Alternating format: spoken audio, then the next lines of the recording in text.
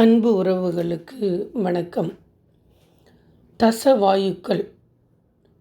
வாயுக்கள் என்பது காற்றின் மூலமாக ஆகாய வெளியில் பரவி கிடப்பது. உடலில் இயக்கத்தை வாதம் கட்டுப்படுத்துகிறது. இந்த வாதம் உடலில் செயல்படும் விதத்தை வைத்து தசவாயுக்களாக பிரிக்கப்படுகிறது. இதை பற்றிய ஏற்கனவே 2 பதிவுகள் நாங்கள் பதிவிட்டுள்ளோம். பார்க்காதவர்கள் அதை பார்த்துவிட்டு இந்த 3வது பகுதியை பார்க்கவும். பஞ்சபூதங்களின் சேர்க்கையால் உடலில் இந்த 3 தோஷங்கள் வாதம், பித்தம், கபம் உருவாவது போல நம்முடைய மனதிற்கும் 3 குணங்கள் பிரிக்கப்படுகின்றன. உடலும் மனதும் ஒன்றோடொன்று தொடர்பு உடையவை. சத்துவ குணம் அமைதி, தூய்மை, உண்மை மற்றும் ஞானம், ஆகாயம் மற்றும் காற்றின் மென்மையான பகுதி. ரஜோகுணம் வேகம், ஆவேசம், செயல்பாடு மற்றும் ஆசை, நெருப்பு மற்றும் காற்றின் வீரியம். தமோகுணம் மந்தநிலை, அறியாமை, தூக்கம் மற்றும் இருள், நிலம் மற்றும் நீரின் கனத்தன்மை. நாம் உண்ணும் உணவின் சுவைகளும் இந்த பூதங்களின் அடிப்படையில்தான் பிரிக்கப்பட்டுள்ளன. அவை உடலில் வாத, பித்த, கபங்களை கூட்டவோ குறைக்கவோ செய்கின்றன. இனிப்பு நிலம் ப்ளஸ் நீர் கபத்தை குறிக்கும். புளிப்பு நிலம் ப்ளஸ் நெருப்பு பித்தத்தை அதிகரிக்கும். உப்பு நீர் ப்ளஸ் நெருப்பு பித்தத்தை அதிகரிக்கும். கார்ப்பு காற்று ப்ளஸ் நெருப்பு வாத பித்தத்தை அதிகரிக்கும். கசப்பு காற்று ப்ளஸ் ஆகாயம் வாதத்தை அதிகரிக்கும். துவர்ப்பு நிலம் ப்ளஸ் காற்று வாதத்தை அதிகரிக்கும். சுருக்கமாக பார்த்தோமேயானால் பிரபஞ்சத்தில் உள்ள நிலம், நீர், நெருப்பு, காற்று ஆகிய 5 பூதங்கள்தான் உடலில் வாத, பித்த, கபமாகவும் தசவாயுக்களாகவும் மனதின் முக்குணங்களை பல வடிவங்களில் வெளிப்படுத்துவதாகவும் உள்ளது. பித்தம் என்பது வெப்பம், செரிமானம், ஒளிர்தல் மற்றும் மாற்றத்தை குறிக்கும். இந்த தன்மைகளை உடலை நிலைநிறுத்த பின்வரும் வாயுக்கள் கதிர்வீச்சு போல வேலை செய்கின்றன. சமானன் இதுதான் பித்தத்தின் நெருப்பு. சக்திக்கு மிக முக்கியமான எரிபொருள். இது வயிற்றுப்பகுதியில் இருந்து கொண்டு ஜடரக்னி செரிமான உறுப்பு எனப்படும் பித்தத்தை விசிறிவிட்டு எரியச் செய்கிறது. இது இல்லை என்றால் பித்தத்தால் உணவை செரிக்க வைக்கவோ அதிலிருந்து சத்துக்களை பிரிக்கவே முடியாது.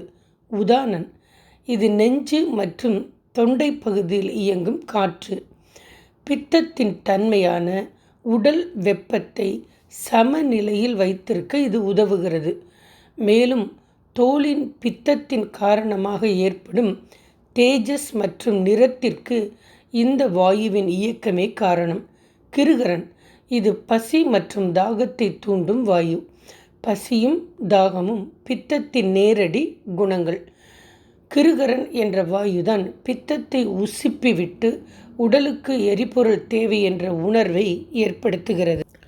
கபம் என்பது குளிர்ச்சி நிலை தன்மை, பிடிப்பு மற்றும் உடலின் கட்டமைப்பை குறிக்கும். இந்த தன்மைகளை நிலைநிறுத்த பின்வரும் வாயுக்கள் உதவுகின்றன. வியானன் இது இதயத்திலிருந்து உடல் முழுவதும் கதிர்வீச்சு போல பரவி நிற்கும் பேராற்றல். கபத்தின் நீர் மற்றும் மண் தன்மைகளான இரத்தம், நிணநீர் மற்றும் ஊட்டச்சத்துக்களை உடலின் உச்சி முதல் பாதம் வரை கொண்டு சேர்ப்பதுதான் இந்த வியானன்தான். இது இயங்காவிட்டால் உடலின் தசைகளுக்கும் எலும்புகளுக்கும் பலமும் மினுமினுப்பும் கிடைக்காது. அபானன் கீழ்நோக்கி செல்லும் காற்று. கபத்தின் தன்மையான மண் மற்றும் நீர் கழிவுகளை மலம், சிறுநீர் உடலின் கீழ்நோக்கி தள்ளி முறைப்படி வெளியேற்றும் நிலைப்பாட்டை இது செய்கிறது. கூர்மன் கண்கள் மற்றும் இமைகளை ஆளுமை செய்யும் வாயு. கண்களில் உள்ள கபத்தின் நீர்த்தன்மையை உலர்ந்து போக விடாமல் பாதுகாத்து இமைகளை அசைக்க வைக்கும் திறன் கொடுப்பது கூர்மன் ஆகும். வாதம் எப்படி பித்த கபங்களுக்கு இயற்கை தன்மையை கடத்துகிறது? ஆயுர்வேதத்தில் ஒரு புகழ்பெற்ற பாடல் உண்டு. பித்தம் பங்கு கபம் பங்கு. அதாவது பித்தமும் கபமும் தாங்களாகவே நகர முடியாத முடமானவை. மேகக்கூட்டங்களை வானத்தில் இருக்கும் காற்று எப்படி அடித்து கொண்டு போய் மழையாக பொழிய வைக்கிறதோ அதே போல உடலில் இருக்கும் பித்த நெருப்பையும் கப நீரையும் வாதத்தின் இந்த 10 வாயுக்கள் தான் கதிர்வீச்சு போல உடலின் 7 தாதுக்களிலும் கலந்து சேர்கின்றன.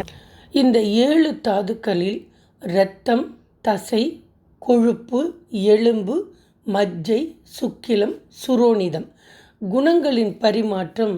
வாதத்தின் வேகம் என்ற குணம் பித்தத்திற்கு வரும்போது அது தீவிர செரிமானமாகவும் கூர்மையான அறிவாகவும் மாறுகிறது. அதே வேகம் கபத்திற்கு வரும்போது அது உடலின் பிணைப்பாகவும் மூட்டுக்களின் நெகிழ்வுத்தன்மையாகவும் மாறுகிறது. சக்தியின் நிலைப்பாடு 10 வாயுக்களின் கதிர்வீச்சு சீராக இருந்தால் பித்தத்தின் வெப்பம் உடலை காக்கும், கபத்தின் நீர்மை உடலை வளர்க்கும்.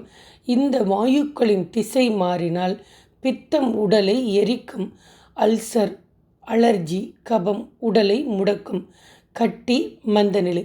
சுருக்கமாக சொன்னால் 10 வாயுக்கள் என்பவை இயக்க சக்தி.